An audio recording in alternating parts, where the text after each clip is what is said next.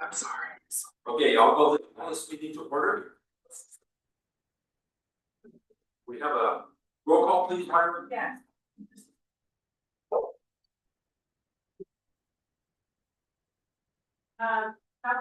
Commissioner Cupid is excused, Commissioner Oliveros, Here. Commissioner Jay, Present. Chair Chappelle, Here. Commissioner Southgate is trying to appear virtually, but he's not logged in yet. I'll let you guys know when he is. Commissioner Cohen, here. Commissioner Carrasco. Here. Thank you. All right, did everybody have a chance to review the minutes from the January 5th, 2026 meeting? And you have a. Okay, Becky. On the amendment that I was, you I was attaching to attachment A, it says more than 3 residential parcels. I said 3 or more. Okay. We listened to it about 1,000 times. Trying to get it right. That was why I typed it out and sent it to you. Okay, I can change that. Thank you. All right, any other changes to be made? Not in a motion to approve? So I'll second. All those in favor? Aye. Opposed? Minutes are approved.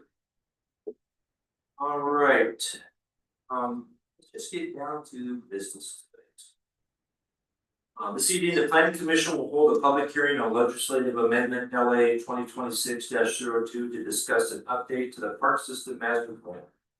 Planning commission will make a recommendation for the city council based on a complete record, including the testimony received following tonight's public hearing. These proceedings will be recorded. This hearing will be held in accordance with the land use procedures required by the city and the state of Oregon. This is a type 4 legislative procedure. At the beginning of the public hearing tonight, staff will identify the applicable substantive criteria from the city's comprehensive plan and our state of Oregon statewide planning boards. For anyone wishing to speak, we ask that you use the speaker cards provided. When called upon to speak, you must be recognized by the chair and state your name and address for the public record. Before we begin, does any commissioner wish to declare an actual or potential conflict of interest on this matter? None are noted.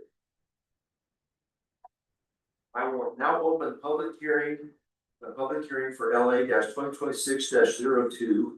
It is 7:03 p.m. And do we have a staff report, please, Fred? You betcha. Hi there, everybody. My name is Fred Evander. I'm the city planner here at the City of Independence, and it's nice to be here presenting on the park system master plan update. Now, we do have the team that prepared this update with us tonight, and so I will keep my comments brief. Basically, this is to update the 2015 park system master plan. Since that time, a number of the projects within that plan have been completed. A number of the things in Riverview Park, as well as at like Sunset Meadows Park and those areas. The update includes a detailed inventory of the various park plans, cost estimates of likely projects, and then a prioritized list of efforts to pursue. The proposed project list primarily focuses on existing parks. It does sort of rely on area plans to articulate how parks might be developed in new areas. But there are some recommendations of code changes that we might want to make related to things like park dedications and whatnot. You will note that I want to say it's somewhere in the 7s in the plan, section 7 something in the plan, but I'm sure they'll address that.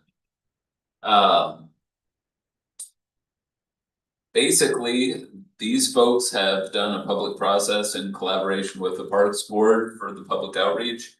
That included 2 open houses and 2 surveys as well. They can detail that. For this update, we sent notice to the Department of Land Conservation and Development on December 22nd. We published notice of the paper of the public hearing in the paper on January 21st.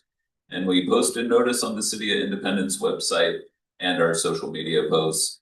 based on all of this and my findings in the staff report, generally, I would say this is okay to approve. These folks will be able to specify more of the details in the plan, and you can ask them any questions that you might have. Do you have any questions of me? Perfect. Then I'm gonna hand it over to them and Matt, right? Matt will take it from here.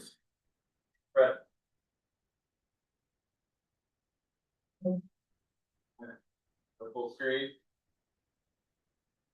Fullish screen.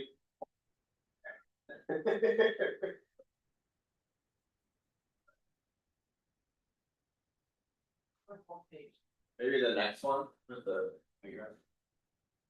That's good, pretty good, we're good, alright. Well, folks, Matt from Greenworks and Matt from Meg. Will be kind of giving you a high level overview of our process over the last year plus. Giving some highlights, going over kind of the decision making process we worked with the city with. And reviewing the plan as Fred said, so next. So, our agenda today. We're going to give you a project overview and timeline, how we approach engagement and types of activities we did, give you a broad brushstroke of the reports for a table of contents, and I think you all received a copy for your review. Matt will go over the land indication code and comprehensive land recommendations. And partially we'll tag team on the level of service approach. And I'll wrap up those kind of recommendations overall, capital improvement plan and how it's going to be implemented over the next decade. Okay. So here's a general overview timeline. All the kind of reddish boxes on the top are all of our points of engagement. When we met with the Parks Board to kick off. To check in with them, to test strategies and messaging to the public, acting as a sounding board for the approach. And so we made sure we checked in with them after we did our initial assessment, and we came up with an engagement strategy. When we got survey results, hey, here's what happened, this is what we heard, what should we do next? And so we used them really as an intermediary checking point along the way.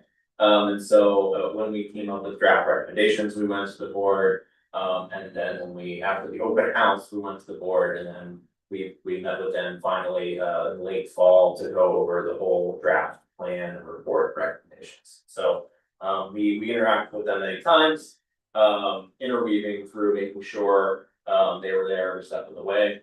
The items in blue were our process from site assessment to going over opportunities and constraints of each part, inventories, level of service, kind of the data behind it, understanding the capacity and the population projections and demographics and how your parks are distributed through your community. And then the meat of it, it's what are the concepts, what are we recommending, what should be improved, and then that implementation plan and work building happening kind of winter. Next. Thank you. So this is kind of a summary of our full engagement.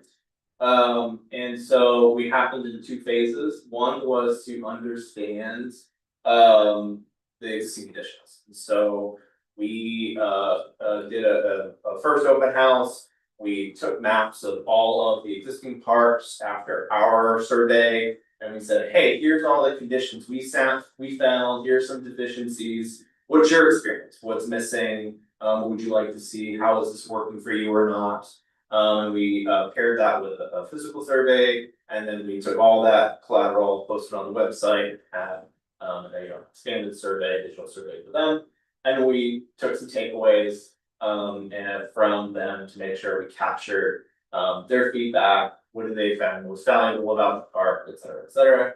And then phase two was much simpler. It was taking all the draft concepts of all the parks and say, hey, these are the suggested improvement for each park. Please rank the importance of each of these parks. And so we took that and we put all the data together. And then we came up with the final order prioritization of the park project based on the public feedback. So that's kind of the two-step process there. Good next. So this is smaller than I expected, sorry. But here's just a table of contents just to kind of walk you through kind of what I was saying before. We started off with, inventory the context, what are the relative planning documents that you have in your city, that we want to pull from those Southwest concepts, Independence Concept Plan, this Talmadge Plan, previous trail plans. We're not here to reinvent the wheel, we're here to build upon your planning projects and making sure we're utilizing that and referencing it and finding synergies. And then we took a look at all of the existing conditions. We established kind of project values of like what does community value about parks, from safety, wellness, equity, resilience, managing accountability of resources, etc.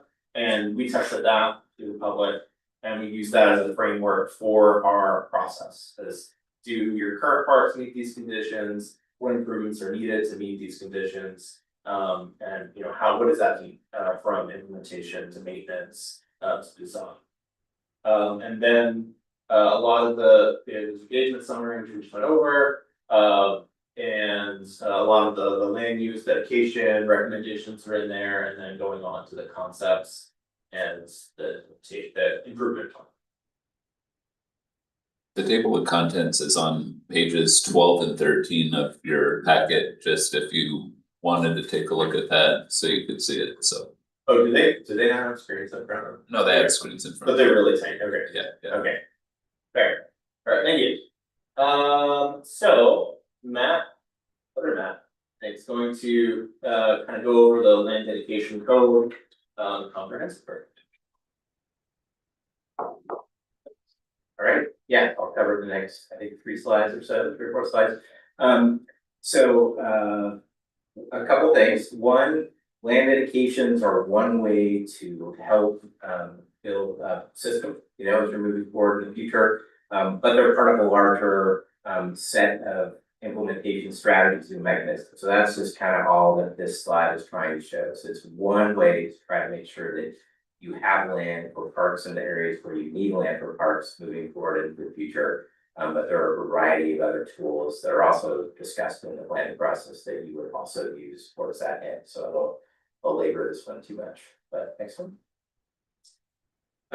So some specific goals of potentially updating your code to incorporate or really to revise some of the current language you have in your code around land dedication requirements. And I'll say that what we have in this plan are some recommendations, but they're not the actual code amendments. So if you want to pursue these recommendations, you would go through a separate process as a follow-up to this process to actually update your code. So that's something Fred would work through with you at a later time.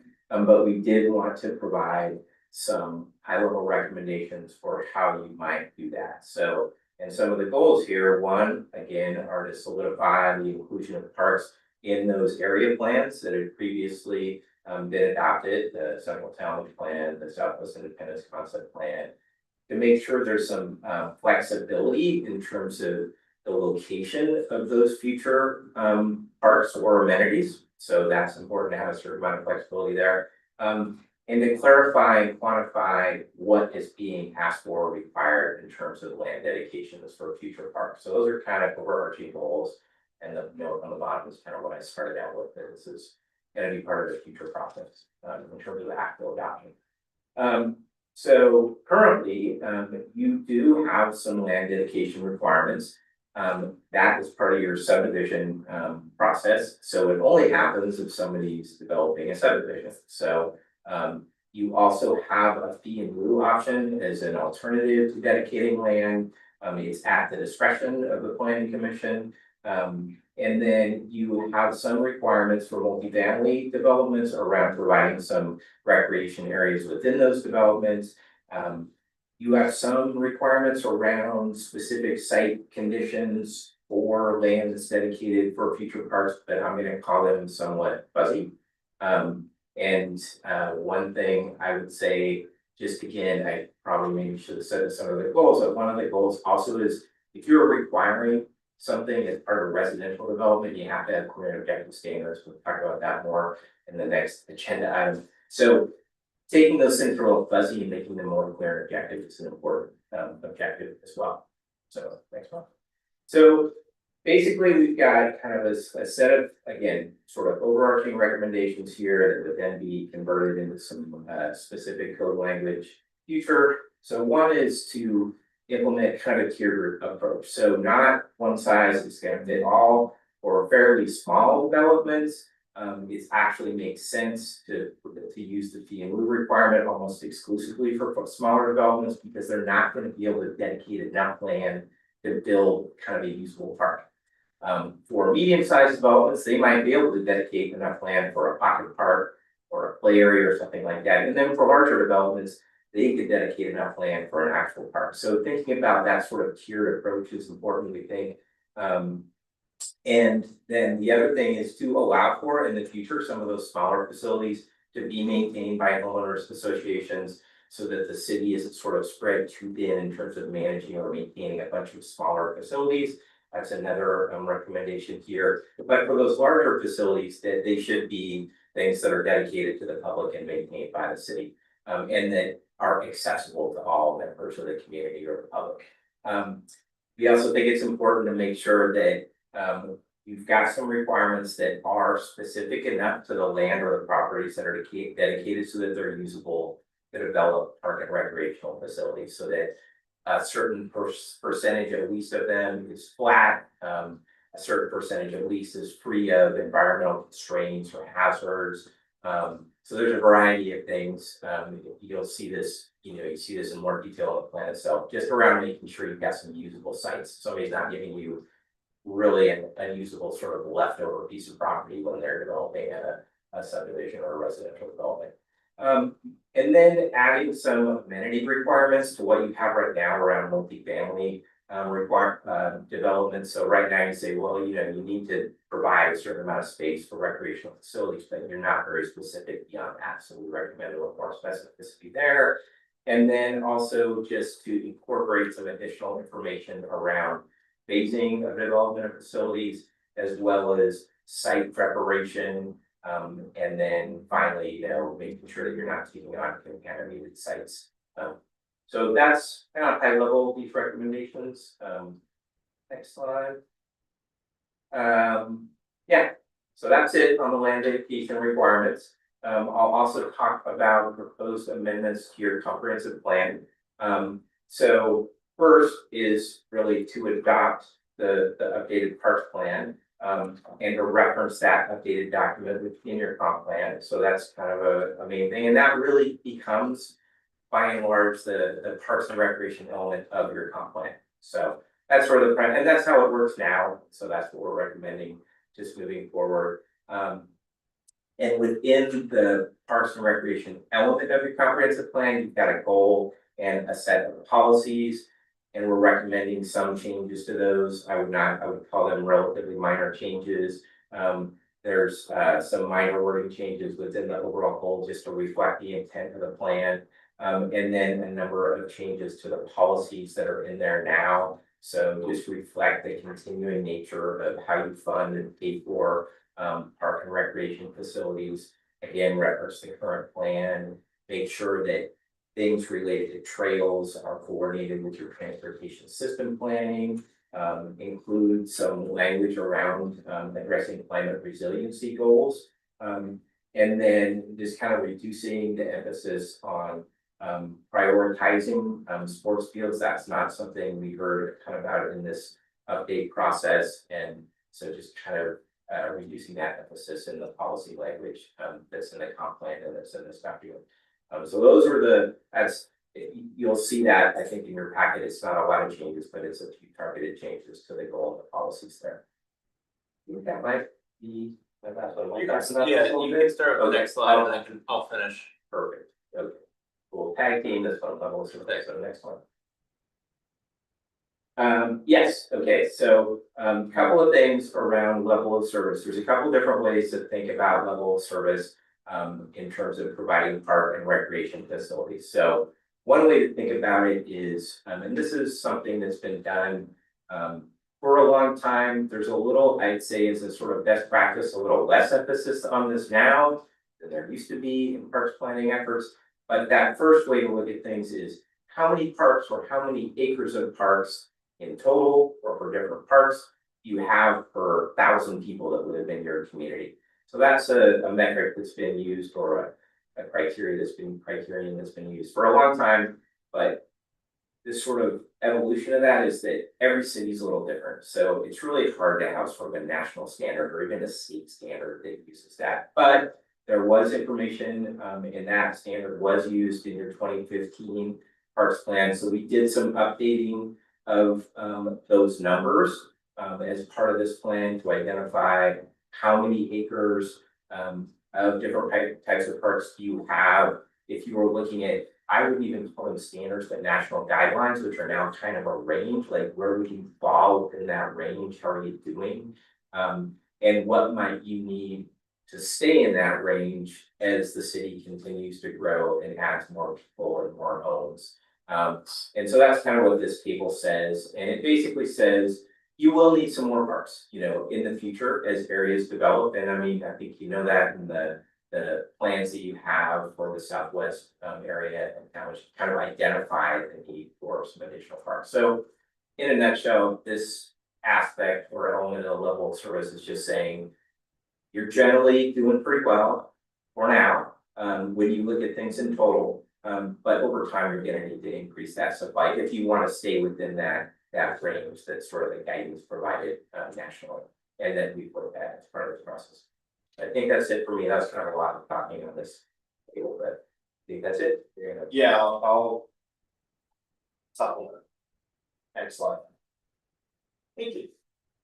So like Matt was saying, that's kind of the standard traditional quantitative approach. And it generally works, you know, citywide. But where there could be challenges, and what the statement, every city's different, is that it doesn't address equity. Because technically, to meet the guideline, you need a certain acreage of park to meet your overall population. Well, to meet that, you can just shove all your parks in one spot and check a box. And that doesn't necessarily meet the community. And so that quantitative approach is still very valuable to give you an overall check. But as part of this process, we were asked to think about it a little differently. And so part of our process was to reach out and confirm and check with the community, what are the key amenities that you feel like everyone should have access to. And so that is how we, again, frame this idea of level of service. That is how we did our site inventories and did our recommendation. And these are some examples. Everyone should have access to a playground. Everyone should have access to picnic areas. Everybody should be able to go for a walk. And then we map those across your city.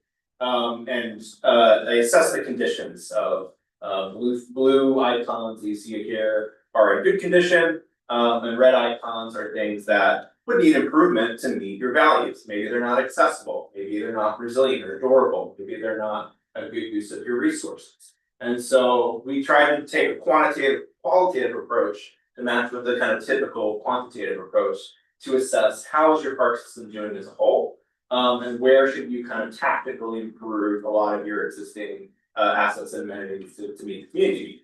And so there's, you know, this couple of the extra blue dots are in your kind of future parks. And so that shows you how it visibly across the city, how that started to fill in some of those gaps around the southwest part of your town.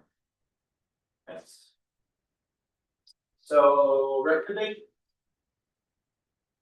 So here is a very high level list of all the parks and projects. So each of these were attached a list of recommendations that again we presented to the public on things that we think will improve, could improve each of these sites.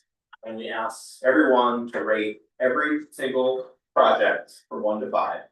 Not just pick 2 or rank them, just rate everything from 1 to 5, so everything's apples to apples, it's easier to collect data that way. And this is the result. This is on page 105 of your packet, or 105 of the document, 115 of your packet, excuse me. Yeah, it could be quite small. And so this is just kind of a summary page of the ranked priority projects, and whether they're a park or a trail project, as we mentioned the two. And the kind of the overall project cost estimate. So these are all project estimates, not just construction estimates. This takes into account everything that maybe you can encounter, from design and engineering fees to permitting to contingencies and stuff like that. So that's what you're looking at. Next.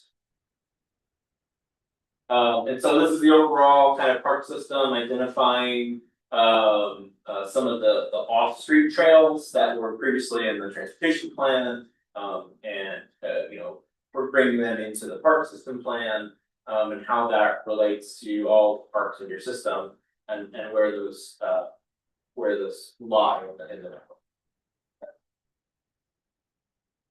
And this is just an example. Each project each site has a page like this. This one has kind of a very, very high level, non-committal concept diagram to illustrate some of these ideas. And again, each site is organized by what are those key amenities you feel everyone should have. Whether that amenity is in good condition or needs improvement, which is the dot, the red or blue dot. And then the recommendations, how would you improve this amenity within the park? And all that was kind of grouped together and estimated and given to the public to rank the right rate. This is not legible at all, and that's not the point. We're not going to read this today. But the point of showing you this is we also wanted to take through the lens of the O&M staff. And because, you know, the O&M, as every city around the region is struggling with funding and an O&M staff that's always trying to keep up. As you do more improvements, as you do more parks, it's more work for them. And so what we try to include here are kind of high level design guidelines to help think about maintenance in the long term. To make sure that, you know, that was still part of the decision making and the thinking. To what are some things for all these kind of major features, lawns, irrigation, equipment, plantings. How do you think about that in a more durable and resilient way that over the long term can help with those maintenance costs and operations? So that's kind of the intent here. We're not going to read it all. That was it. So that's it. In a nutshell. Obviously the report is over 100 pages long. Kind of details out all the projects, other trail recommendations, et cetera. But that kind of gives you a high level overview of the process. And I did want to point out, I forgot to point out in our timeline, but all the times we checked in with the Parks Board, the final meeting they did, you know, bring their, I forget what the official term is, but they also recommended for moving it forward and for approval. Is there an official term to that I should be saying? No, they just recommend the planning commission review and approve it. Oh. So that we have the Parks view of board support. All right. Thank you, Matt. Yep. Any questions? Are there any questions? Yeah. Becky, I just have some of the information you had in your packet. Let's see, page 49 and 50. You have charts, there's one on 49 of our packet, 39 of your Plan. perfect. There's one that shows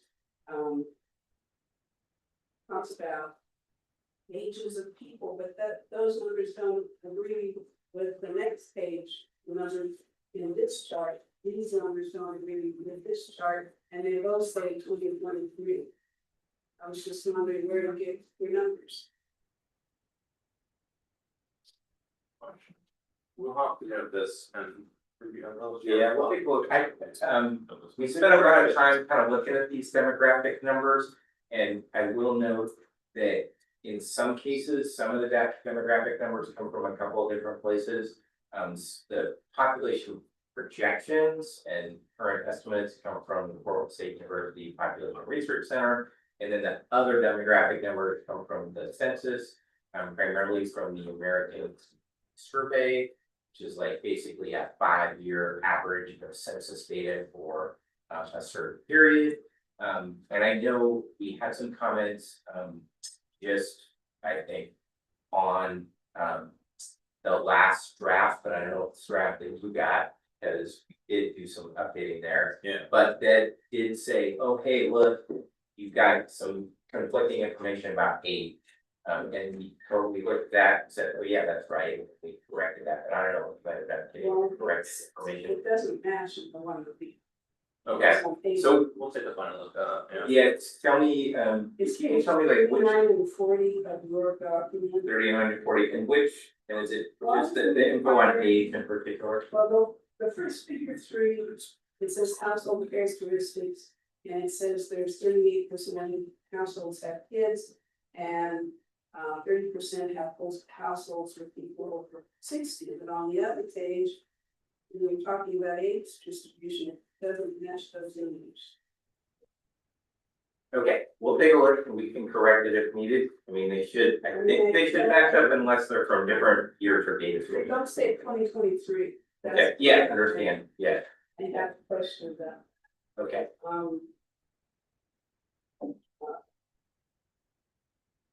Also, when I'm reading through this and you're talking about tree shade cover, a lot of our, especially in Pioneer Park and parts of some of the other parks, we have a lot of oak trees. There's a new oak board that's come in.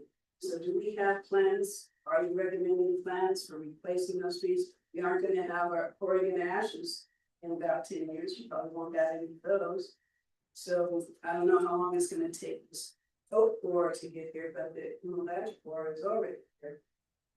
We gave some high level recommendations to monitor and track pest disease and think about tree succession and planting. This is not, so cities also typically have what's called an urban forest management plan to address citywide tree canopy and give very specific tree recommendations. That's not this. So that could be a follow-up if there's interest in funding for a plan like that to deal with something like that citywide. But we just kind of gave some generic recommendations. Yes, yeah, we recognize kind of climate change and pests and diseases are going to evolve everywhere in the street canopy. And so yes, absolutely something to be aware of. I just had a question on page. Yours.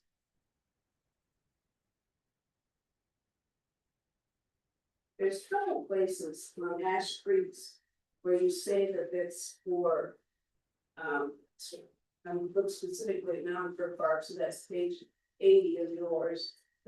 No, it's 80 of ours, it's page 70 of yours. And you have a sign there, and you have one on another part too that said Chinook and salmon.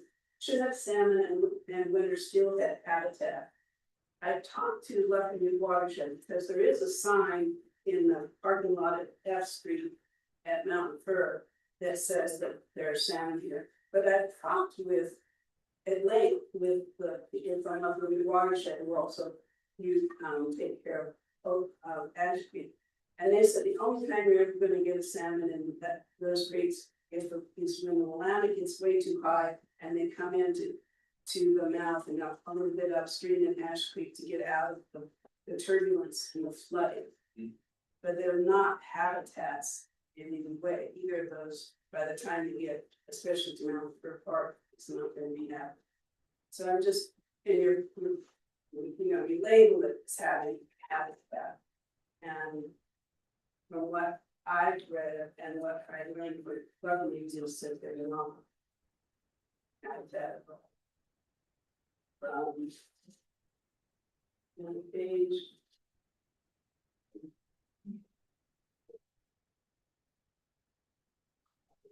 I just wondered, is that the first part of your product here is the old ones, you haven't updated them, or what? Cause like on Mountain Ford Park, on this one on page,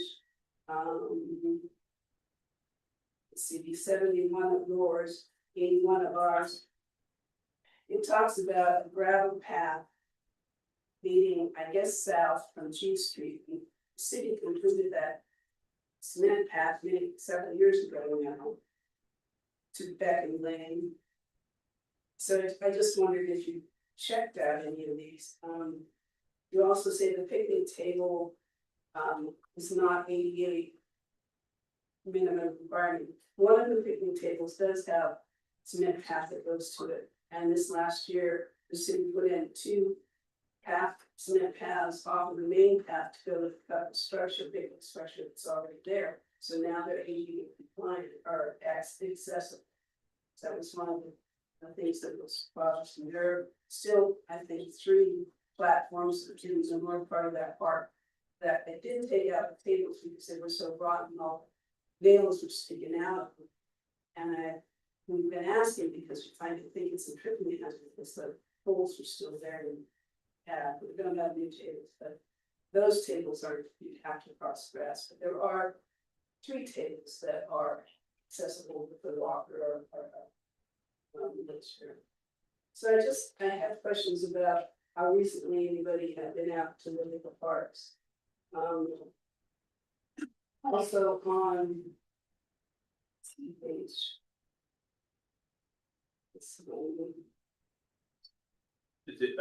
You'd like the response to that? Sure. So we did our inventory October of 24. Is that what we started? Yeah. Yeah, so we just, that was part of our inventory process. We had a day, that's what our scope of work. We took all these pictures, we did drone photography, we did site notes. And that's where all of this information is from, and I do, yeah. So since then, there have, O&M's been busy, and they've been making some improvements and But the switched some cement stuff out. path that's been through the park more longer than that. Pardon? The cement path that goes from the parking lot at F Street to Beacon Lane has been finished for several years now. Okay. Sure. So I just. One of the things that we, as master gardeners, have been asking the city for more than 3 years. When you come in from F Street into the park now, with the reconfiguration of that parking lot and the new bridge and all of that, the slope is steeper and it's heavily gravel, so people who are pushing a wheelchair or walking with a walker cannot come in that way. Unless it's really dry or, it's just very difficult. We've been asking to have sidewalk from F Street come into the park and meet the sidewalk at the south end of that park. Because that would make it ADA accessible. Because right now it's not, and who knows if that lot will ever get paved over, but even if it does, having people walk down the ramp into the parking lot is not as safe for them as if they had a sidewalk on the east side of the parking lot that then turned west and joined the main path into the. So I don't see that anywhere in your recommendations, and I can actually answer that. Commissioner Jay, that is an identified project. It's in the Mount Fur. It's listed as a Mount Fur project to upgrade the parking lot and provide ADA accessible access from F Street down to the existing concrete path. And there's also, when you look at the schematic, it shows a restroom there too. I see that, but I don't see a sidewalk. I'm talking about not having the access through the parking lot because that could be years from now. It would be nice to have a sidewalk that comes on the east side of the parking lot entrance. And there's an old sidewalk that obviously went to a house or something that was there before the cement blocks. To have a sidewalk come along that east side behind where the porta potty is now and come into the main, the wide cement path. We've been asking for that for a few years because you cannot get in if the weather's bad at all, or if you're on a walker or you're have a wheelchair. And so we have people who come to the garden who can't come in there. And we would like to see a sidewalk for access without having to go down the driveway and be in the pathway of the cars. Does that make sense? Yeah, it was included in the schematic, and I also want No, to it's note. not, it's not. Unless is this the sidewalk, and will it go down? Yes. Does it go down and then up, or what, is it gonna be level, because you have to raise. So up- one thing I want to mention is that these are not final design. Right, no, but These are concepts, and each one of these improvements, each one of these designs will go through its own detailed design process. so that's what I'm And so this saying. is just meant to What I'm say, saying is that I think that should be added to your design project. Commissioner Jay, if I may, if you look on page 126 of your packet, You know, there's an image there that shows the parking lot. yeah. And it shows a sidewalk running down the east side. Is the sidewalk gonna go down to the level of the parking lot, or are you gonna raise the parking lot a lot? No, it'll all be ADA accessible, but that piece of it gets done during the refinement process of this design. It doesn't happen at the master planning level. But my concern is that if it's connected to the parking lot there, it will have too steep of a gradient going down to get by the side, by the parking lot. So there'll be ADA accessible parking, which will be ADA compliant. And then the pathway coming No, I down, get that part. the pathway coming You have down, to come down that's what to I'm get to talking that about. parking lot. Please let me finish. From F Street down, it will be designed to meet ADA. So if it's too steep of a slope to go down and directly connect, then it will go down and switch back and then go down again. But that doesn't happen at the master planning level. That happens at the project refinement design level, which is post master plan approval. Well, You're taking it literally, I think it's much more. well, what I'm saying is. This could be years down the road. Right, especially with the way funding is, it could be 10, 20 years from now. We have a problem with access as it is now, and the master gardeners have been in our, report that we send to the public works every year. We've been asking for over 3 years to have a sidewalk there, because some of the people who come into the garden from that side have expressed that that's an issue. And I don't see in response to that, I don't see it in here, nor in response to our report there. And I'm just saying, it shouldn't wait 10 or 15 more years to get access from that street into the park. Is what I'm saying. So that's a combination of two things, the priority list that was given to you all through this master plan from the community. They designated what the priority list is, and it also comes down to funding. So if there's no funding to do the improvements that you want, we can't do it. I would like to have that sidewalk separated from the paving, is what I'm saying. Well, That makes sense. one of the things we discussed in a lot of detail with community members who came in is no more piecemealing. You go in, you take care of the park, all the improvements in the park, it's fully funded, and you finish So everything. you're not gonna make it accessible from F Street into the park. Not until the project comes up in the So queue, then, okay. And it go into the park. or they can park at G Street. He walks with a walker. He doesn't park. He walks, and we have people who live in the garden. I understand what you're saying, but unless there's somebody out there that's gonna write us millions of dollars in the check, we can't build these projects. It comes down to funding. I know you want it now, but there's no funding. But I'm saying it doesn't mean tied to the park. Also presumably, just as a matter of course, can't apply. Unless it's sort of broadly identified in the master plan, which means now, can apply, you can refer to it in grant applications or any kind of Yes. funding applications, so Yes. it's like the first step is priority list, identifying projects, am I Correct, and we can go after OPRD grants, we can go after, what's the senior one? AARP, thanks. Where we actually got a grant for that out of Sunset Park.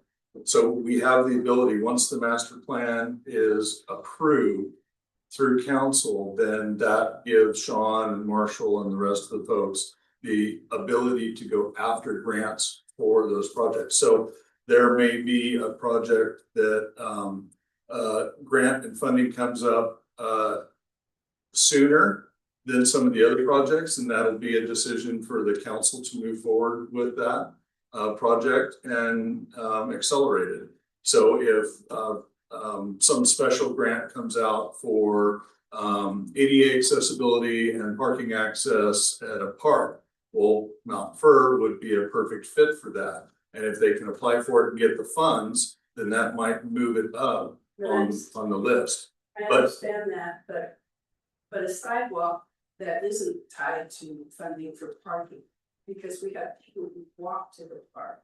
And that's my question and my point, is that it's not tied to the parking lot. They don't need ADA accessibility in the parking lot. They need it from the sidewalk off the new bridge on F Street into the park. I understand and hear what you're saying. The last thing we want to do is go build something.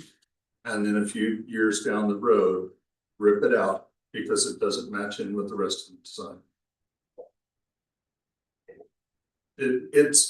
It happens all the time and it's looked at, or the staff is looked at as wasting funds when we do that.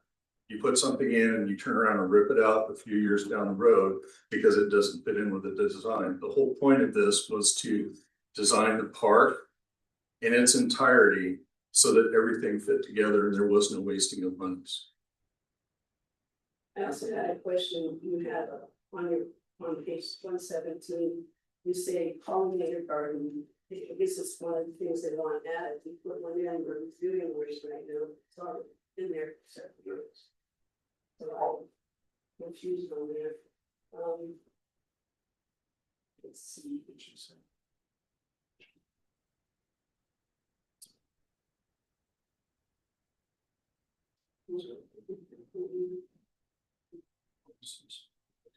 I had a question on,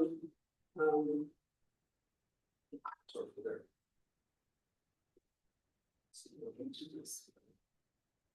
let's step one page. 142, okay, yeah, that's page 132. You are talking about potential fact funding sources and strategies. And it says the system development targets will be reassessed to follow up on this plan in order to allow. But I'm just wondering, when will we ever see how those SDCs are used? Do we see an accounting ever? Do we know where it went to? Yeah, that's provided every year in the annual budget. The other questions I had to do with later on. Any questions on that? Yeah. Right, we wish to hear from everyone who is interested in this proposal. Please limit your comments and questions to 3 minutes, so I think to remember to state your name and address for the record. I don't think we have anybody who is wishing to talk. Any other remaining questions? Staff have any things to add? I will just note that the recommendations for the recreation element have been incorporated in this public hearing draft. You'll note that on page 173 of your packet. We just essentially took those and put them into a comprehensive plan element that we can then adopt. Part of the reason that we do that is because it's the comprehensive plan amendment that adopts it by reference, and so you need a comprehensive plan amendment to actually have something to reference to the document. So I went ahead and made that change and included it in your packet. I forgot to note that in my initial presentation. Any other questions? There's no objection, I will now close the record of public hearing. It is 7:50. And now it's our dust. There's comments or just to rush it or your comments? Go ahead.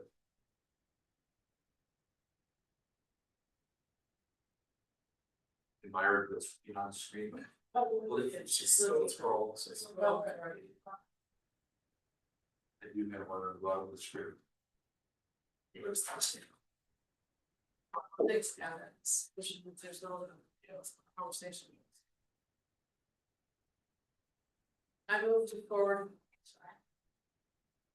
I move forward a recommendation of approval on LA 2026-02 to the Independent City Council.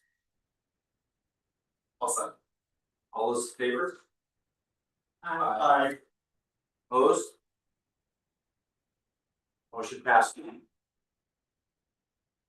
All right, let's move on to 6.2, discussion or housing, same great neighborhood. And so, code reference. Real quickly, we'll go back and take a look at the conflicting populations. Yeah. Real quick, there's two different things we have to follow as far as growth, the Portland State University. But there's also the census stuff, and I think they were trying to bring everything in, so you had a complete picture, but we'll take a look at that. And also internally, how some of the lettering lines up. There's some, you can read it, but it just kind of looks a little funky, so we'll get that in there too. Thank you. Thank you. Thanks, Max. Thank you, Mayor. And Matt Hasty is staying for the next item. Perfect. This was not planned, but you know what, works out great. So yeah, come sit up here. Oh. So the next item is the info code and. Shoot, I don't know, was it? Pretty much everybody was at the last meeting that we discussed this with the city council. Just. Yes. Yes. It was- Becky was absent. Is John online? Hi, John. So basically what we're trying to do with this code, and we do have the posters from that meeting. I'll pull them out real quick. Maybe you could talk real quick. I'll do a little intro. So. I do have.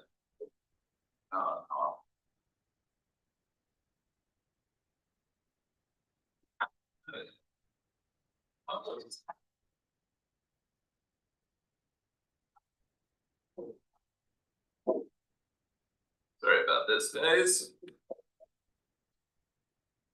So some of the points just that we're trying to do with this, we're trying to basically with this project, you'll remember we went through the housing production strategy, and as part of the housing production strategy, there was a number of strategies that were, or actions that were articulated, including allowing a wider range of middle housing types and low density residential and medium density residential zones.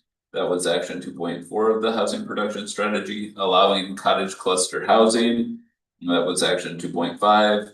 Allowing for small lot detached homes in the medium density and high density residential zones. That was action 2.7. And improving standards and review processes for small infill housing projects. That was action 2.10. And so we're essentially trying to do that with this project. We're expanding what types of housing can be added to existing neighborhoods. We're looking at the design and development standards. We're trying to address any necessary infrastructure, and then to create like clear visuals to understand what we're talking about.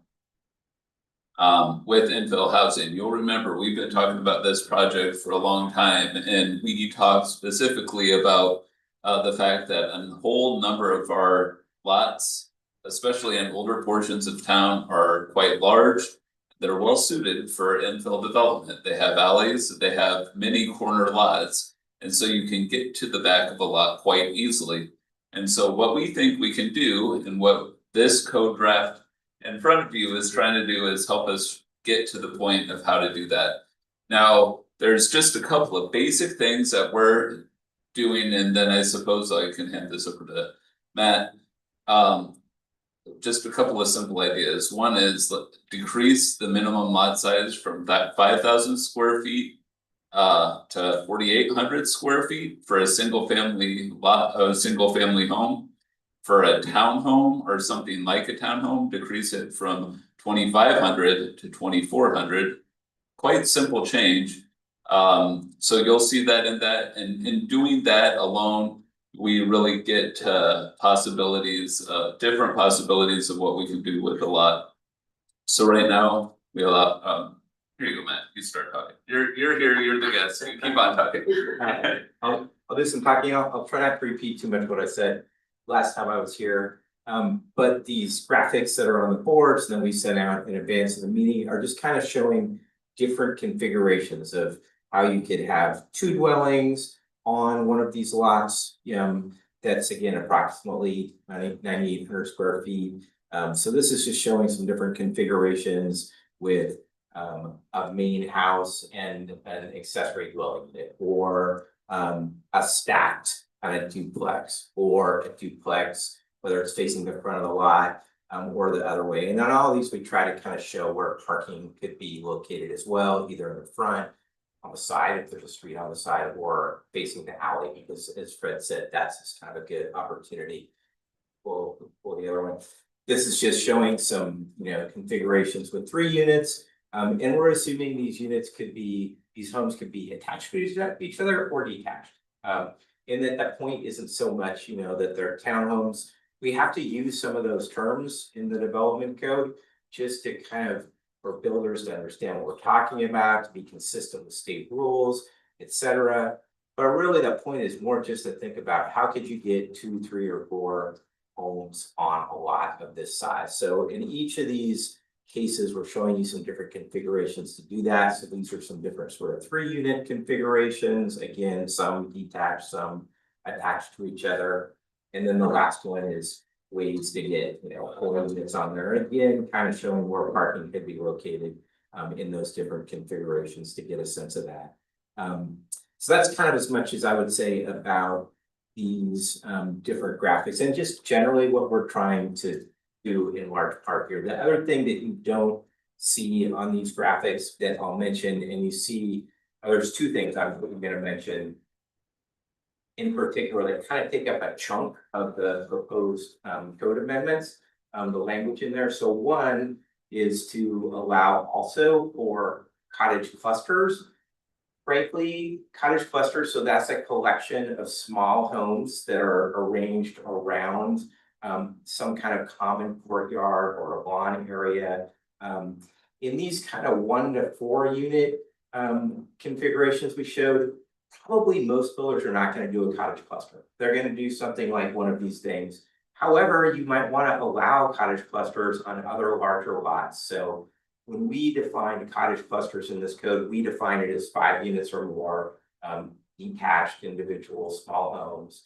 And the state has some model code language for cottage clusters. Actually, my old firm worked with the state to come up with the model code. You guys are not beholden to use the model code, but we did incorporate some of the stuff from the model code in these code provisions.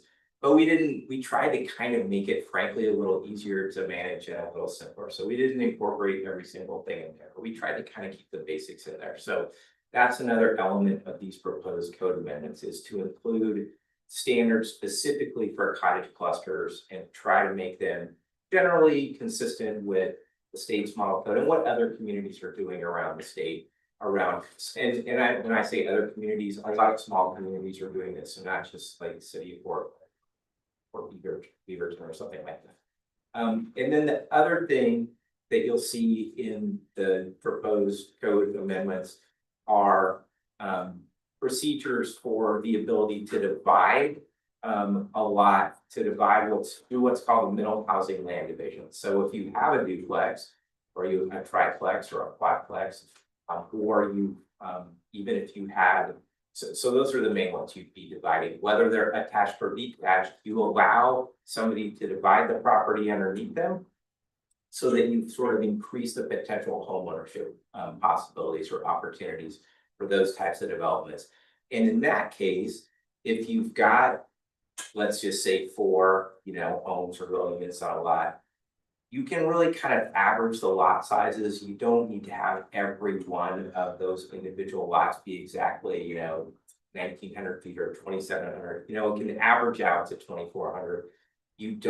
You have to meet setbacks for the surrounding development for the overall lot, but for the individual homes and spaces within them, you don't have to meet all those setback requirements, because that makes it frankly really hard to develop those properties. But you do have to meet, again, overall parking requirements. You have to make sure that you've got pedestrian connections to each of those units. So there's still a lot of things you have to do. You have to make sure that you've got water and sewer connections to each of those units. So we, again, for those middle housing land divisions, we did also pull in the state put together a set of administrative rules and then a model code for that as well. So in that case, we think it's important to probably be consistent with those state rules in terms of the procedural requirements and the standards for how you do that. We've been working with a number of communities around the state to incorporate those into their codes.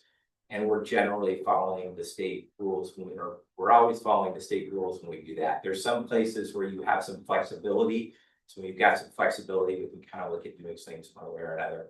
But that's another sort of key part, and it's a chunk of these code amendments, part of those middle housing land divisions. Does that apply to cottage clusters as well? That can apply to cottage clusters as well. Okay. Yeah, they can be the subject of middle housing land divisions as well. Okay. Yeah, and typically with those, what you'd end up with is each of the cottages would be kind of on its own property, its own kind of mini lot. But then there'd be some portions of that cottage cluster development that are commonly owned. So Which courtyard, yeah, Averages in the square. exactly, yeah, the courtyard, the parking area, Yeah. the shared parking areas, those things would be in common ownership. Okay, Yeah, I was wondering, that's Yeah. sort of my new question, but I was wondering if that. yes, that's how that would generally work. And then the last couple things I'll just mention in terms of sort of what you're seeing in these code amendments. One, I talked in the last presentation about clear and objective standards. That's really important. It's a state law. It's also just important for people developing their property, is that any standard that applies to housing, to residential development has to be clear and objective. So for instance, we really retained most of your residential design standards. We talked to Fred about this. We said, oh, here's some other things you could look at. And Fred said, ours are working pretty well. Let's keep most of this. So we did. But we did make some tweaks to make sure those standards are clear and objective. So there's in some cases some language that we essentially, you'll see it struck out that was not clear and objective, and then we replaced it with clear and objective language. So you'll see that kind of throughout here. And then the last thing, and it's sort of related to that, is some of the standards refer to consistency with public works design standards. So we added a number of those references just to refer to those standards which were sort of elsewhere in the city's regulations, and to replace things that were not necessarily clear and objective. We're like, well, we might do this with, you will be consistent with Whatever these design standards. is. Yeah, so that was another What thing an we elegant did. way to get out of work, right? Yeah. That was a Gerald Fisher. Yeah, But I bet. he marked this up. I here, bet. but- I bet. And then I guess there's one last thing I would say is we also updated a number of the definitions in the code, mostly just kind of, I'll say, best practice things and just trying to organize the definitions. So you want to know how you define different types of dwellings. You look at dwelling and then you see all the different dwelling types listed underneath it. You're suggesting moving the historic preservation definitions into your overall definitions section, but being clear that those things are related to historic preservation. So you'll see some changes to the definitions around those things. So I guess we wanted to just give you a little more sort of information about this stuff than we were able to provide at the work session last week. And then just see if y'all had any questions on what we sent out to you. But I don't know that I need to walk through things in any more detail, but I'm happy to answer questions or know things in more detail if you'd like. So, I mean, I do think it would be helpful just to point out where some of these things are in here, just so you can really take a look at them for yourself. So the middle housing land division, well, I was gonna say middle housing land division, of course. The middle housing land division is toward the end. Is at the front, we refer to it in the sort of procedures list, but then the procedures themselves are, or is that, I think it's Like 57 is what it looks like to me. And so another thing, just to be clear, and so under state law, we only have to apply middle housing land divisions to duplexes, correct? Correct. You would be sort of voluntarily allowing for those for other types of housing. You only have to apply them to the types of middle housing that the state requires you to allow within it. And it's in your case, that's just duplexes. So that's, you guys are kind of going above and beyond what you're required by the state to do in that regard.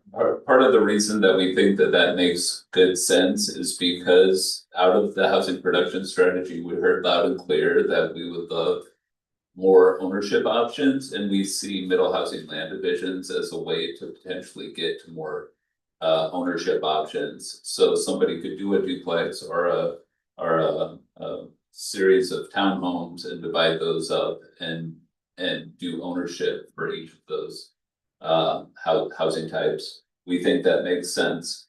So that's the middle housing land division section is on page 57.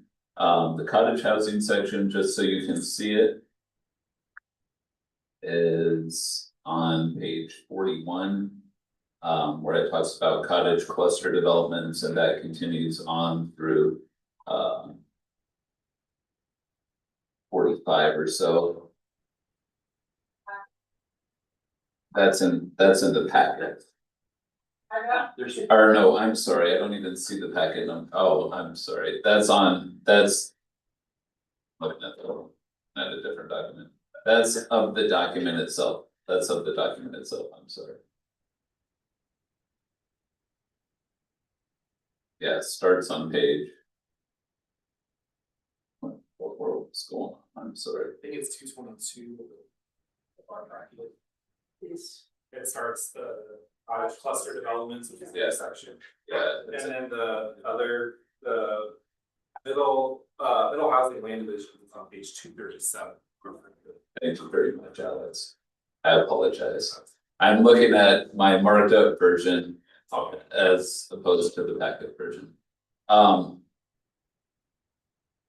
there are a couple of things that I'd like you folks to weigh in on, because I think we've kind of talked about it, and I don't think the draft exactly captures it right now. And I wanna understand your perspective. So. Man, maybe we should pull up it, so. All right, I'm gonna pull up Myra, I'm gonna commandeer the computer. I'm sorry, Myra. All right, I had this thought way too late in the day to actually deliver it, I apologize. Your day's still going. Same. All right, so Britt, one of the lots that we think about a lot. So we have all these lots toward the downtown, right, that are, a number of them are 9,801 square feet, right? We have these things all over. So let's take an example of this one. That's an ADU, that's a single family house right there. Now, if we did something on this lot, let's say it's completely empty. Say somebody wanted to do 4 small homes on this lot. Right now, our residential design standards say the front of the house has to have 25% windows facing the streets. That's on the front of the house. So if there's one that has a front of the house this way, I would imagine that's 25% windows for that unit, right? Would you anticipate that? I guess I'm just curious how we apply window design standards. And we're talking about cottages, that all the main entrances had to connect to the courtyard. But if there's one that the facade faces the road, to me, that means the front door. Well, how can the front door connect to the courtyard and the front street, and then you have it has to have 25% windows? When it sounds, in my mind, it looks like it's sideways to that street because it's facing the courtyard. Becky, thank you. Thank you very much. That is very astute observation. And I will say that that's one of the things that I have trouble with a lot of cottage clusters. Now, one point that Matt made is cottage clusters are not just in Portland, they're all over the place. The first place that I planned was a place that was really doing cottage clusters a lot. And what you ended up seeing is sometimes the cottage clusters would have confusion about which way is the front of the house, right? Is it toward the street or is it to the common courtyard? And Common court. right, and so then you're presenting a back of a house to the street. Or a side of the house to the street, exactly. And so orientation is a huge thing for me ever since then. And so I do think that with stuff like this, we have questions about, okay, how do we actually orient these units? And so I would like your thoughts about how we should do that, or maybe Matt, it's just a note to. Yeah, I was wondering to Matt probably, 'cause we're not the first, how people address this. Cause this has to be solved. And hilarious if it's not. Yeah, I was just looking through here to see what you said about it, but Page 47 of your doc. yeah, This I understand. But what I would say, regardless of what we said in here, is that many times there's an exception or flexibility for that cottage that is adjacent to the street. That has the one that has frontage along the street, or the two or whatever, depending on the configuration of the cottages. Is that the one that has frontage to the street, you can have your primary entrance Facing to the street. the street. Yeah. And you know, cause typically you're gonna have some kind of then pathway to the sidewalk, and then you can have a pathway into the courtyard. So you don't have to have like that one or again, two don't have to necessarily have their entrance or their connection pedestrian pathway oriented to the courtyard. They could be oriented to the street, which they would say. So they can have a pathway from the back door to the. Well, or they can put they could either have I don't think you really want. It's always hard for me to talk about these things without a picture or a drawing or a sketch in front of me. So I'm gonna try to say, imagine you've got kind of a U-shaped cottage cluster. And when you're on the street or the sidewalk, you're looking into that courtyard, you're looking towards the bottom of the U, right? And your units on the ends of the U, kind of like the tops of the U, I guess, they're the ones next to the sidewalk, right? So, and adjacent to the street. So imagine those two cottages, their front doors actually could face the street, could face the sidewalk. And it'd be the side of the house, not the back of the house, but the side of the house that face the courtyard. And they could have a direct pathway to the sidewalk adjacent to the street. You could require them or not to have a pathway to the courtyard as well. It'd be like a secondary pathway from the side of the house, or it could come from the back of the house and over to the courtyard, whatever. You know, I would just say you'd want to provide some flexibility around those things, and we could write some code language that allows for that flexibility. So I will just show you this. It's, when when I was up in Thurston County, in Washington, I spent a lot of time looking at different housing types, and it was funny, I was a planner for Tenino, which is a tiny little town. And I was sitting in this parking lot, and I was thinking about, I don't know, cottage clusters, and literally I looked over and I saw this place, and look, it's a duplex here and a duplex here, it's essentially a cottage cluster, right? And you see the units are oriented here, nothing oriented to the street. So what Matt's saying is you could have a door sort of right here coming out toward the street, and you could orient this house this way, you could orient this house this way. I guess where my problem really comes is a situation like this where the back door is really on the side of the street. Yeah. And I am not a huge fan of this, especially with some of our window requirements and whatnot. I agree. Yeah, it seems like if you're abutting a street, the street takes precedent.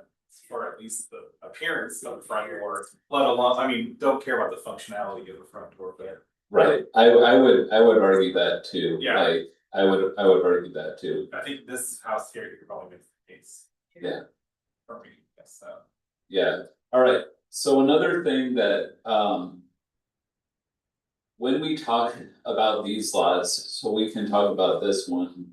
When you have access from two sides of the lot, right, via an alley or via a street, it's easy to get to the back of the lot. And so one thing that I don't think that we've quite figured out yet too is access to the lot. And so this is another, access requirements associated with some of this additional density. And this is one thing that we'll no doubt keep on trying to hash out and try and figure out how to make it work.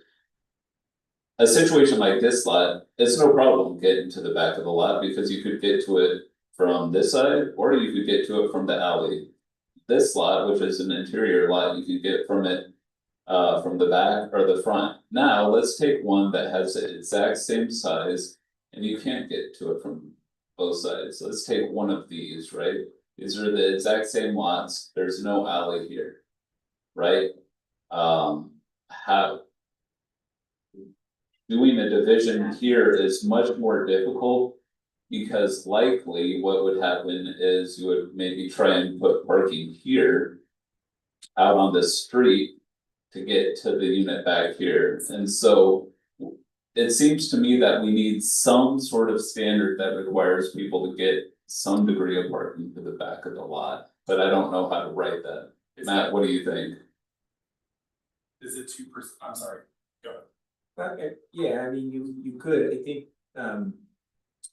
the challenge with that is then to get back there with a vehicle, then you've got to have probably, I don't know what you require in terms of the width of a vehicle, access like that, but it's gonna be probably at least 16 feet, right? So it just kind of, it's not that you couldn't do it, and there's a lot of that happens on, say, flag lots, you know? Where communities allow for flag lots, then there has to be that kind of flag, that's the flagpole part of it, right? That provides the access back into a parking area at the back of the lot. So, I mean, you certainly could require, you could do one of two things. One, you could say, we're not gonna allow all 4 spaces at the front of a lot like that, which means you're gonna have to put a couple of them in the back, which means you're gonna have to put in an access way, a vehicle access way.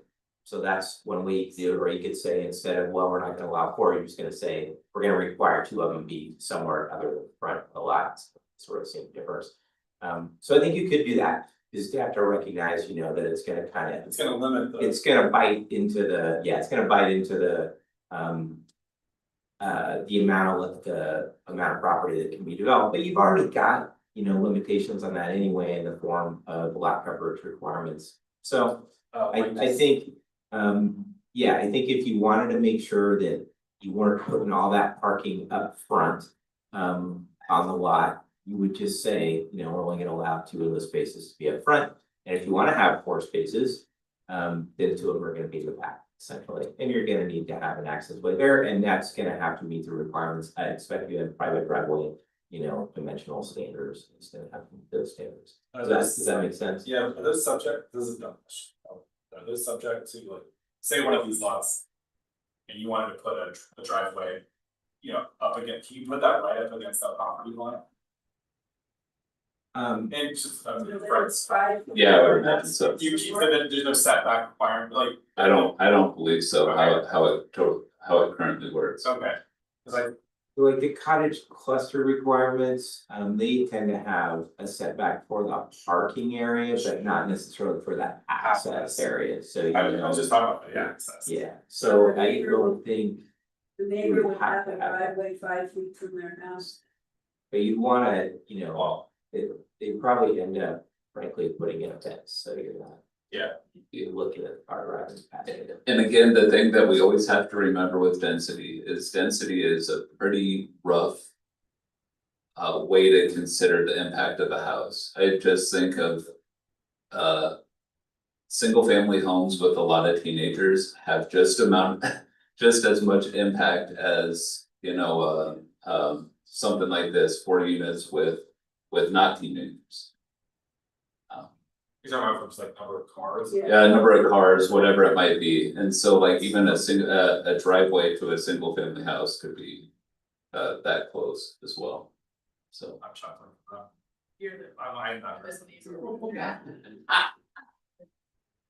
I know, it's just used car. I know who I am.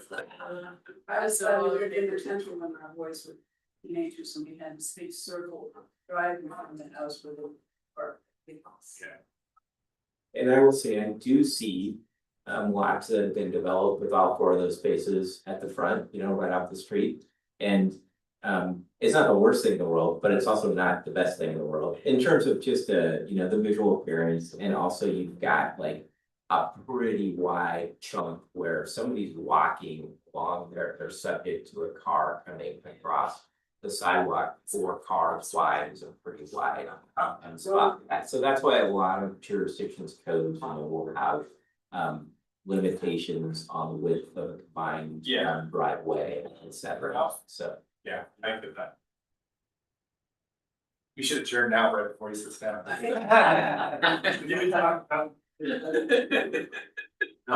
it's at the very end. Yeah. He's into the big sprawl. I just have a question. We have codes that say the driveways can only take up so much part of the unit of the parcel. So you can't have all the cars parked across the front unless we change that as well. I think there's other I guess, sorry to respond to that, but I felt like what you said, was like there's other limitations that are gonna prevent everyone being able to do this, probably lot coverage percentages, driveway percentages, et cetera. Yeah, and. Yeah, and I guess it just makes sense to me, like, I mean, this is sort of the needle that I think we're trying to thread with this thing. One is we're trying to allow additional housing units on lots. The converse of that is that we're trying to figure out a way to do it in a way that is not going to significantly impact neighbors. And having a whole bunch of cars parked next to a house, it seems to me, is one way to try and limit that impact. So trying to think about that as part of this is one thing that we're trying to do. I mean, again, the lots are pretty much exactly the same size. One just has access to the back of the lot, the other doesn't. And so it's significantly different to me what can go there. I think I agree. Higher than don't. Yeah. Sorry. You just have to have that extra access. I've got just a couple of typographical things. On page 49 of your document. At the very top, it says the city may consider a future project that can consolidate subchapter 90 definitions into subchapter to eliminate, there's no number of the subject. Subchapter. Okay, yeah, we'll fix that, and I would suggest maybe. Cause I don't have the same packet you have tonight, if y'all could just like, things like that, typos, maybe we don't have to go over them tonight, but we'll fix them, just like mark it up and send it to Fred either. you know, scan it or just hand it to them or whatever you wanna do, that would be great. Yeah. And we found that one and we can kind of go through and look at those things. We don't wanna have typos in here. But I would suggest maybe not spending the night stuck on typos, but get it to us some other way and then we'll fix those things. Because we're always happy to fix those things.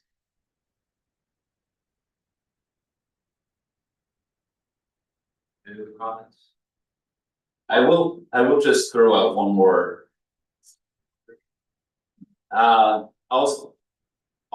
So I will, I'll bring it up, but I'll consider what to do with it with other folks in here. But I want you to know I'm thinking about it. So one of the things that we have talked about is potentially limiting the height, reducing the height. You'll remember I've said a number of times that the height of our residential zones is probably too high. If we limit the height, potentially we have to go to a big Measure 56 notice, send it to every residential property in the city. And so potentially we don't want to do it with this set of codes and we want to just do that as part of a separate code amendment. And so we will consider that as part, just strategizing about how best to move this forward. So right now it says 30 feet in there. Potentially we'll put it back at 35 feet and then do that as part of a separate code. Weigh the pros and cons of doing it as part of this versus separately. I think it's and response. Yeah. So that's why we thought, well, we actually meant separately. We wouldn't want, like, well, I guess, you know, we wouldn't want one thing to derail all the other stuff, and I think that's the thing there, That's why. is to try to prevent that thing from happening. We have precedent of So, doing, I feel like it's been happened in the past. Or maybe too many changes at once, then we get derailed. Yes, yeah, I mean. Yes.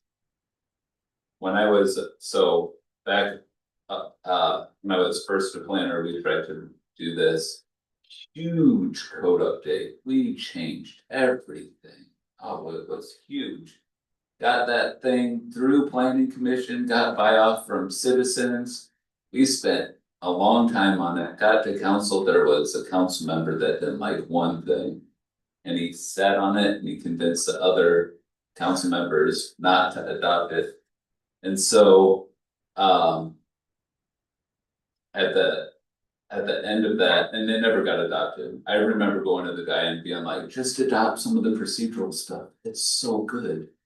None of it got adopted, and so after that, I said, I am never gonna do a major code update like that ever again, just because it was a major waste of time. That's a heartbreaking story. Yeah, no, I learned something. Not good, anything? You know, I have, actually read through this, push. That's right. Thank you. I have a couple things I'll just send, I guess, to you, Fred, and forward and all that, some clarification there. I could just have a couple minutes to take a few things. Go ahead, John. Okay, try to be quick. So, first of all, on page 3 of your document, maybe it's more of a Fred question, but why is 5 the minimum number allowed in the cottage cluster? I can think of lots where that should be cool to see 3 or 4 units here, that they're probably not big enough. That's the classification. So we did talk about that earlier on. I can repeat it. Yeah, no, don't. No, it's a good answer. It's a good, so here's the thinking here. For these lots that we're talking about where, the goal is just to basically allow up to 4 units in whatever configuration. Could be in a Got cottage it. configuration, Yes. but that's the point there. But there's a lot of requirements that are specific to cottage clusters, which frankly, most people will probably not choose to do a development like that, the shared space, there's a number of other requirements specific to them. So our thinking was, let's not worry so much about that for these lots where you could have 4 units. And so therefore, let's define cottage cluster as 5 units or more.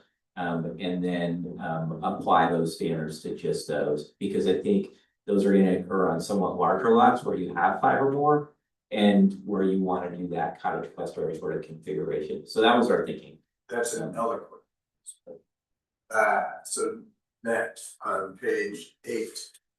And this is maybe my last, but I'm always an advocate, if we're trying to get more density. If I'm new to the board here, so I may be misreading the 4 zones at the top of the page, we're calling top. Single family, what I call single family, single unit, looks like it's permitted in any residential zone. Am I reading that correctly? And if so, then is that at odds with other policies that where if it's multifamily zoning, don't we wanna maybe even prohibit, low density? Is that too radical? My microphone's dying. So, yeah. It sounds like it's still on.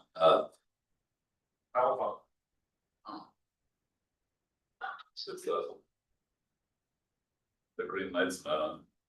Hello? Okay, I'm gonna red button. Anyway, so that was actually a recommendation of our housing production strategy is to eliminate single family zoning in our high density residential zone. We're not doing that as part of this. One thing I will sort of call out as part of this though is, I've said it before, I'll say it again. Our single family, our RS and our RM zone are very similar, very similar. We could potentially consolidate those 2 zones as part of this and just sort of make it a residential zone.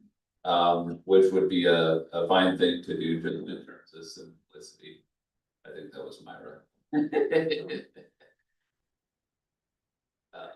So that's something that we could do as part of this, and I mean, do you have any heartburn about that?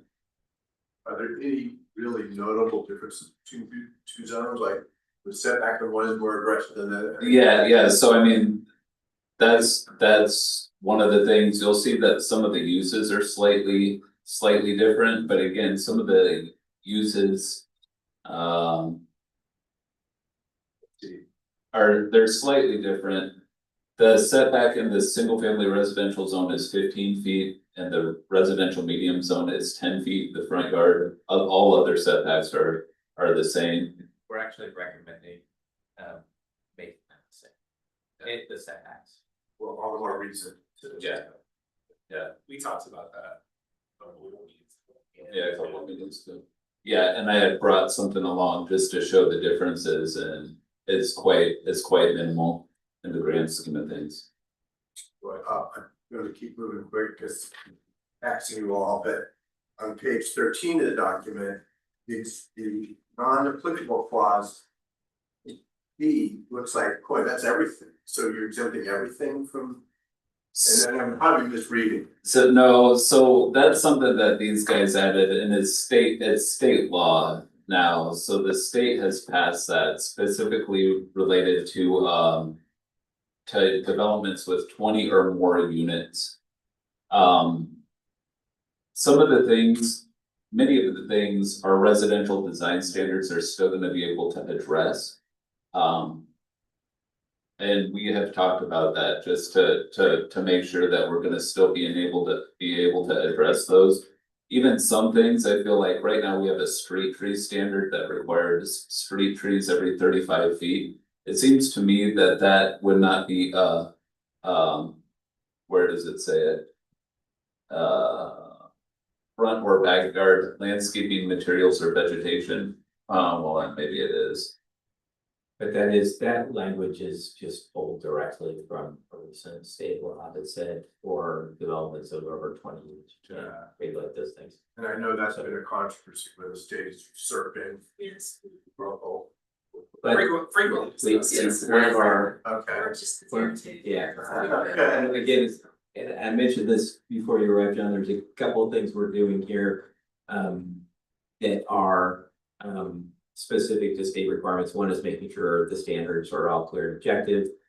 So there's a number of cases throughout this where we're updating standards to remove language that's not clear and objective. And then we are also doing our best to incorporate the results of recent state legislation, and so that was one of those places where we did that. And I think like this grant is being funded by the state. And so our scope of work says you will do the following, and one of those is to update the code to be consistent with specific recently adopted legislation. So that's the case for Larger battle, yeah. Right. Two last hobby horses, one is on page 16. I think I understand and generally support the idea of variability in the facade rather than a monoplane. But I just know a lot of vintage apartment buildings, like up in Northwest Portland, would violate this. Look at it and say, wow, that's a cool old building. Yeah, but it doesn't have the punched openings or anything like that. And so it's just, we're cutting off something that worked well in the past architecturally and all that. I don't, there may not be an example like that right in Independence. And I'll just note that for the most part, most of this language in this section is existing language. It's the city's existing design standards, and I'm not saying we shouldn't change those, and the changes that you see are primarily changes to make things clear and objective. So I think those, I may not be looking at, I think I'm looking at the same page you're referencing. Yeah, large building elevation, yeah, that's the city's current standards. So we're not recommending adopting those, but we could make changes to those. Maybe I'll say, I'm not gonna vote for this until you fix it. And Fred, relive his history. Okay, the very last one is another hobby horse is somewhat similarly, it looks like this existing code, but required landscaping is not necessarily conducive to urban form, density. So again, my Northwest Portland example, or choose any city where you just don't have room for it, so you don't have landscape. And then, yeah, you can have parks, and I know that creates some problems, but it's maybe a passing observation. So it's a hobby horse of mine, so thank you for indulging. I'm no problem. Perfect. Cool, so I think Matt has some things to go on. I'm typing up a list of stuff that I'm gonna give to him. I've just been sitting with this.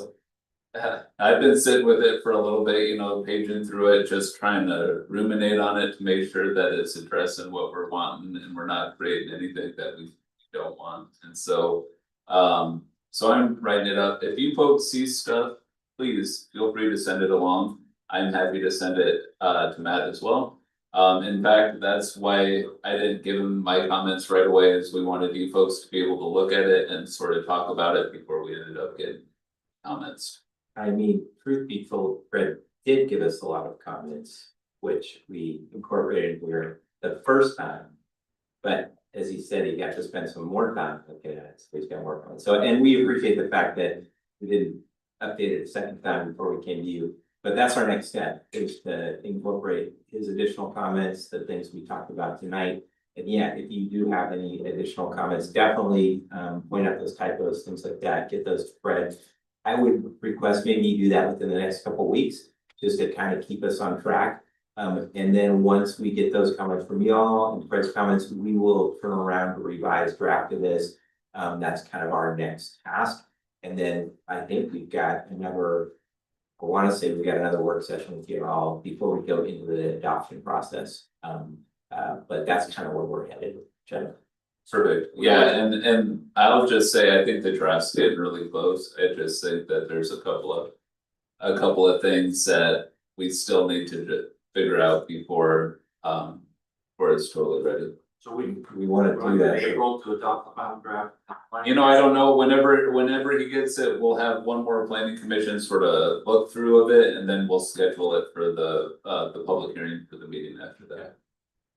And we can we've got a schedule we produced a while back, and it's shifted a little, not a ton, but a little, so we'll go back and kind of update that schedule and then work with Fred to figure out, when that first adoption meeting's gonna be. Yeah, Thank you, Matt. Yeah, thank you. These are worth Thank you. it. Great. Yeah, glad you were here. Yeah, me too. It was a nice serendipitous thing. Yeah. So, All and right, yeah, we wanna make sure John doesn't hold us hostage, so. let's move to discussion of upcoming projects for 2026. Yeah, so projects in the coming year, I guess there's a few things that we can talk about. So one is gonna be obvious, I'm just gonna list these things. If you folks have identified something that we should do, please speak up and say, hey, we should absolutely do this. Or if there's something that you see out there that perhaps we should investigate, let me know. The couple of big projects that we have this year are this continued infill code, and we're going to be doing an administrative code update to accommodate some of the other stuff that the state's been doing with land use procedures and whatnot. So you folks will be seeing that at some point in the future. Thanks. So we have those couple of things. I do think perhaps we want to take a look at the park dedication standards that were discussed tonight. That does seem like a beneficial use of time to make sure that we're getting usable pieces of ground for future parks. Instead of wetlands, like we did on the first thing I had to vote on, Yeah, I voted no, we said I couldn't. I didn't say you couldn't vote no. I would. We said you have, they follow all the city codes, you have to vote yes. Oh, But I didn't think it was worthwhile for them to give us the wetlands as their part. They're giving to the city of the park. so I think all of this stuff is good stuff to talk about. And perhaps write standards around, to ensure that we are getting useful pieces of ground. So there is that, I do think that would be a beneficial thing. Perhaps we're gonna do the FEMA flood stuff that we talked about in the past, who knows? Wasn't that supposed to be completed by this July? Yes, it was, we got word that there was some sort of stay on the decision, and so we decided, let's not make a code change while Let's we're not still. adopt something we have to readopt. Yeah, so let's take a look at that. One thing that I think would be really beneficial too, just in terms of especially usable park space and usable public space in general. I do think I had years and years and years ago, I remember talking to you guys about writing a series of standards, or maybe a standard that has houses orient toward a street. So we're not creating arterials and collectors with either their sides or their backs against them. The example that I'll point to in town is Gun Club Road, where we have the backs of houses with a fence and no one really taking care of the planter strip out back. And so what happens is it's essentially the public space is essentially a tunnel defined by fences. And I don't think that that's the type of streets that we want to be creating essentially. I've told you, I'm pretty certain I've told you this story before. I'll tell you it again. There's a guy named Dave Burns up at the city of Lacey. He was their long range planner for years and years and years, Lacey, Washington. And when he was retiring, somebody asked him, hey, what's your biggest regret? He says, I wish we wouldn't have created all these major streets with fences along them. Because if you think about it, it just makes it a street environment. It's not a place for people. It's also it's not really connected to the houses at all. And so having a standard that sort of defines how a house should relate to a street or something like that to really say, hey, we're trying to create public spaces along these roads. Seems like a beneficial standard. I think that we could also apply that then to things like the creation of parks as well. I just think of a development that will remain nameless that missed a huge opportunity to orient houses to open space that they created as part of their development. That was an amenity that they could have like showcased, and instead it was sort of treated. I mean, they didn't utilize it, so having some standard, thinking about that might be beneficial for the future. There might be a rezone coming up at some point. I don't know. I think that those are basically some of the projects that I see in the future. Also, I mean, there's stuff that might not be in the development code that I would appreciate your folks' thoughts on. One I'm gonna point is sidewalk cafes. Currently, we're supposed to be permitting these sidewalk cafes. It seems to me that there's a simpler way to do what we say we're supposed to do, so just helping us think about that might be a good project as well. So there's a lot of things that we could potentially do this year. I don't know, anything else that you folks see in the future? Still need to address signage. Wasn't that one of the things which? You know, signage was something that I showed you like 5 separate times. And so at some point we should probably talk about signage. I know that's. I'm a little gun shy. I'm gonna be sick. Hear people grousing about it, so. What do you hear on grousing about? That people are putting up signs that shouldn't, or that they're obtrusive, or they're Yeah, ugly, or they're on the sidewalk sandwich board that shouldn't we be have a out. lot of sandwich boards right now. Part of that is an enforcement issue. Did it happen until an accident happens, something can happen? No, I mean, we send out a letter every now and again.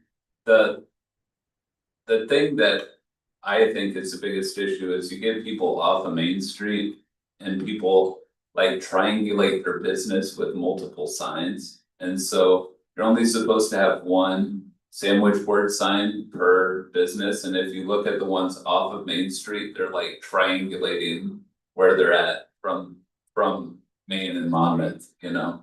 It's a big downtown, you could get lost. Yeah, so I mean, I think that that's part of the issue. And so it's probably a letter again saying. But I mean, so many of these, yeah, it's probably a letter.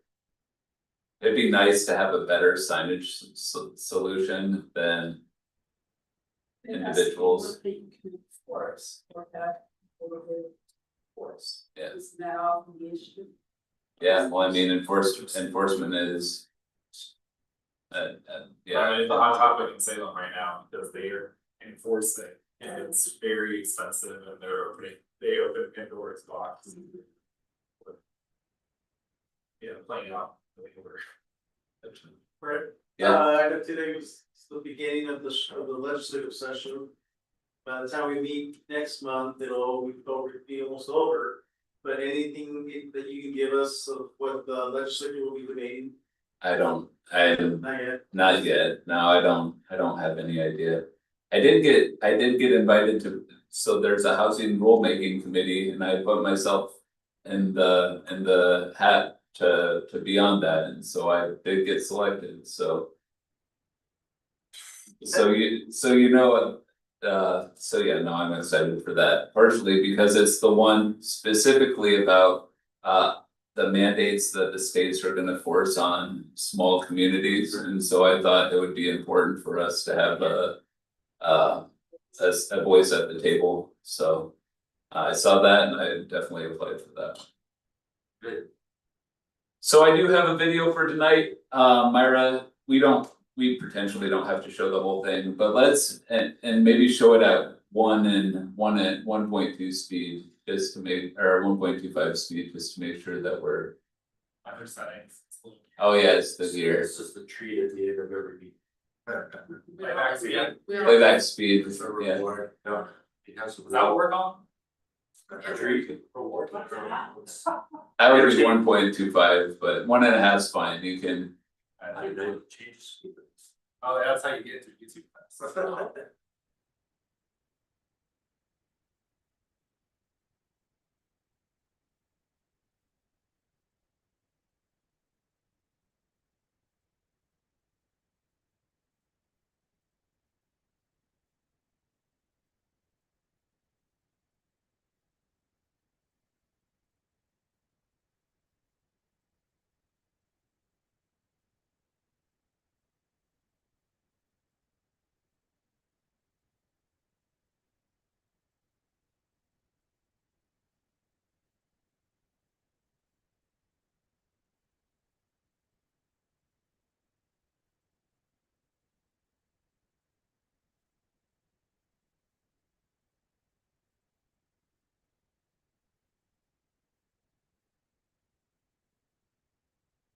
Adding barriers, like designers used in the 1850s when they built New York's Central Park. As you come into the park, you drop quite significantly by about 10 feet. This wall helps to reflect the sound from the street back away from the park itself to try and create a calm environment in the park. Because of this, the park is much less noisy than the street. Historically, experts recommended limiting environmental noise exposure to 70 decibels, averaged over a 24-hour period. It isn't enough to just line roads with a thin layer of trees or plants. Sound can go straight through. It's important to modify the terrain. We improve over the at-grade flat scenario by creating some mitigation of sound here, where we both absorb the sound and we reflect some of it back out to over the highway. It still means that some of our sound sources travel straight through here. Scribe is how you stop explaining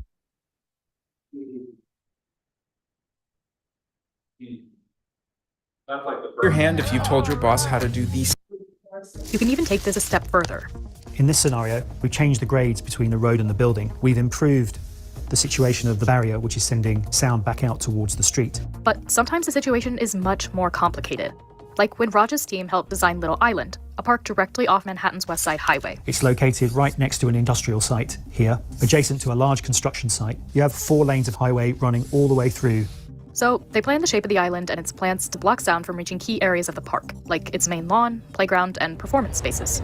The wind coming through the trees create a backdrop that starts to mask the sound of the West Side Highway, and the sound levels reduce further as you go towards the west. It was an opportunity to bring some of the key learning from the design of Central Park and use similar principles to try and achieve optimum sound conditions in the new park. Fixing a city's noise problem also has to consider sound below street level, in the public transit systems. As cars move at high speeds on these rails, the whole system creates noise. And it's not just a problem for people on the train platforms. The wheel-rail interaction in a subway system results in vibration traveling through the tunnel. It then travels through the ground to the footings of nearby buildings, and then travels up through the building as vibration, and then that energy converts into sound. This is why some people who live above subways can hear and feel rumbling as trains go by. But it doesn't have to be this way. Engineers can counteract the loudspeaker effect by insulating the tracks from the ground. Raj works for a firm that helped to design New York City's 2nd Avenue subway extension. What they did was attach the rails to resilient fasteners that minimize how much vibration reaches the wider system. It's a squishy material that's designed to absorb the vibration of the rail before it travels into the surrounding track slab. When completed, it looks like this. Another important fix is adding sound-absorbing treatment to stations. Train platforms are typically constructed with concrete and tile to make them durable and easy to clean. But these materials also reflect sound and make track noise significantly worse. So this project, 96th Street Station at 2nd Avenue Subway, incorporates sound-absorbing treatment located between all of the beams here. So any sound that reflects from the walls is directed towards the ceiling, and any noise from the trains themselves also gets absorbed in that location. Improving train acoustics is also important so passengers can understand announcements. In an ideal world, speech is clear and intelligible. Please allow all passengers out of the train. As we add reverberation in a room, that word becomes harder and harder to understand. Please allow all passengers out of the train. The other impact is noise. A little bit of noise is okay, but the more noise you have, the more difficult that becomes. Please allow all passengers out of the train. Add to that reverberation, Please allow all passengers out of the train. and you start to get a significant problem. But lots of the time, the noise that bothers people the most doesn't come from permanent infrastructure. It comes from construction or other people. The sounds that people tend to find most disruptive are either repetitive and impulsive, a beat that keeps on repeating itself over a period of time, or things that are very tonal. So they have a single pitch and a single sound that continues for a long duration. Our ears are most sensitive to sound where most of the information in speech is contained. And that's between about 500 hertz and 2 kilohertz, which is somewhere between the middle and the upper 3/4 of a piano keyboard. As cities grow, it's increasingly important to manage noise levels. Because so many different things are happening in a city block at once, it's important to understand how a project will affect its neighborhood and how surrounding noise will impact it. Arup simulates the acoustics of future projects with a facility called its Sound Lab. It immerses clients in spaces that haven't physically been built yet. We use this to listen to almost every project that we design now. In the case of Brooklyn Steel, a concert venue in New York City, for instance, it helped the venue figure out how to convert a former steelworks factory into a massive music venue. Almost all of the wall surface in this building is covered in 2-inch thick sound-absorbing material. By having good room acoustics, that means the sound engineers in the building don't have to push the sound levels higher than they need be to combat reverberation in the room. The second really important component here is the sound system. A line array is designed and electronically controlled to beam sound directly to the audience where you need it, and to ensure that no sound goes where you do not need it. They also added a 1-foot perimeter wall around the performance space, and only one side is an exterior wall. They also added a roof 4 feet above the existing roof, and covered it in grass and plants, which further insulates noise that could otherwise escape. Similar roofs have been built in many sports arenas, from Barclays Center to the University of Notre Dame basketball stadium. Noise pollution can have a huge impact on health and quality of life, causing stress and increasing risk for heart disease and other issues. But while engineers have more and more tools to address the problem, some cities may need to write and enforce standards so these tools actually get used. It requires a proactive approach to thinking about how buildings and people exist in harmony with each other, and how you make noise and acoustics an integral part of that thinking. Well, everybody who lives within 2 blocks of the train. One of those of us that live underneath the lighting to take off path of your. Yeah. So one, yeah. So one thing that one thing that I think specifically, and I got thinking about when I watched this video, is one of the biggest sources of noise in our communities is traffic. It is traffic, absolutely. And so what drives the volume of noise of traffic? It's the speed and it's the volume of the traffic. And so when I was mentioning like on Club Road, the fact that it feels like a tunnel, there's no real people around or anything like that, it encourages higher speeds. So it almost seems to me that if we're designing a city for the future, we want to make sure that the people are driving through the community in a way that's generally slower. So for noise reasons is what I sort of I thought about when I was thinking about it. And I actually looked it up. I was going to print it out and bring it to you. Yeah, the faster the speed is and the more the volume, the louder The volume of traffic. the volume of traffic. Yeah, so that's why you always can hear an interstate or a highway or whatever. And so by reducing the speed of traffic on a local street, we could potentially like be impacting the future noise environment of the city of Independence. I just thought, no, that's interesting, right? So I have another hobby horse there. Leaf blowers. California band. Man, I love it. Yeah. Because they're, and I love gas burning mower, so I gotta, I don't have to write and plant that. Those things bother me a lot when I'm farms. I don't know why. because the people who use them at 7 7 o'clock on a o'clock. Saturday morning. Yeah. Or every time I'm on the Super Bowl. Okay, that's pretty much it. You got anything else, Corby? Oh, yes, this is John. You've already met Alex. We're neighbors. This is Becky, and Jose was at our last meeting. And Patrick is still on the East Coast, is it? Yeah. So they'll be here next week, Right, so welcome. thank you, and I apologize, I had a hearing in Cornelius tonight, so I just. I went- We made it down in pretty quick time. Yeah, actually, I did. Made a lot of noise. I Moved to the countryside. Yeah, come down 99. Yeah, and 47 and then Yamhill. Yeah. Beautiful ride there today. Well, yes, welcome. Thank you. I'm really glad to be here. We have a very good language. I know that. And a very good city planner. Know that too. And a very good city recorder. Yes. We've got all of Right there. it. Yeah. Okay, I'll move to adjourn. all right. All those in favor? Aye. Those, we're adjourned. Thank you, everybody.